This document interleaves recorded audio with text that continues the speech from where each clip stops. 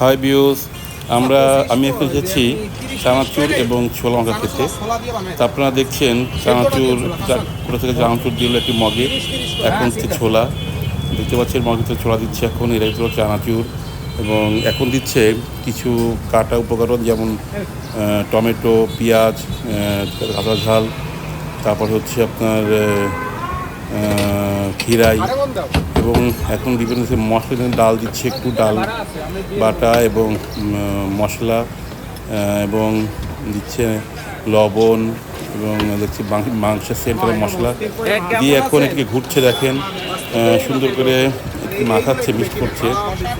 এখন আবার দিচ্ছে, দেখছে মশলা দিচ্ছে, লবণ মশলা, এবং আবার একটু খিরাই, একটু টমেটো দিল।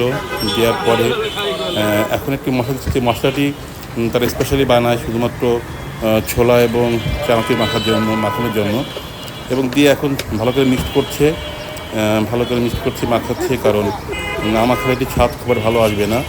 তো মোটামুটি এখন ছোলা এবং চানাচুর কমপ্লিট। আপনারা দেখতে পাচ্ছেন তুলছে, একটি পলিথিন তুলছে তাকে দেওয়ার জন্য, তুলে একটি সুন্দর চামচ দিয়ে দিল একজনকে। এখন দেখেন আরেকজনকে দেওয়ার জন্য আরেকটি পলিথিন খুলছে, আরেকটি পলিথিন খুলে সে যেটুকু ছিল সেটুকু দিয়ে দিল। আপনারা ইচ্ছে করলে এখানে আসতে পারেন, খুলনা মোল্লাবাড়ির মোড়, এবং এখানে সুলভ মূল্যে সন্ধ্যার পরে এই মাছগুলো বিক্রি করা হয়, এবং সবার জন্য এটি উন্মুক্ত। আপনারা আসবেন, এখানে এসে এটা নেবেন, নিয়ে এটা আপনারা খাবেন। এবং দেখছি এরপরে কিছু মুড়ি নিল সে, মুড়ির পরে একজন বিক্রেতা চাচ্ছে অল্প সামান্য কিছু মুড়ি মাখা, কিছু এক ফুট মুড়ি নিল। মুড়ি নেওয়ার পরে সে টমেটোগুলো কাটছে, কেটে টমেটো দিল ওখানে। তারপর দেখছেন আপনারা পেঁয়াজ দিল, শসা দিল, ঝাল দিল।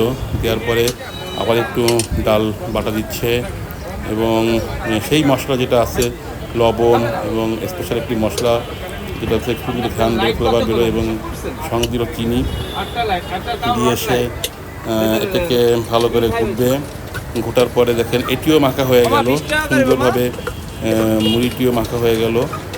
অল্প সামান্য মুড়ি একজনের জন্য সে এটি তৈরি করেছে, এবং এর আগে সে তৈরি করেছে ছোলা এবং চানাচুর মাখা।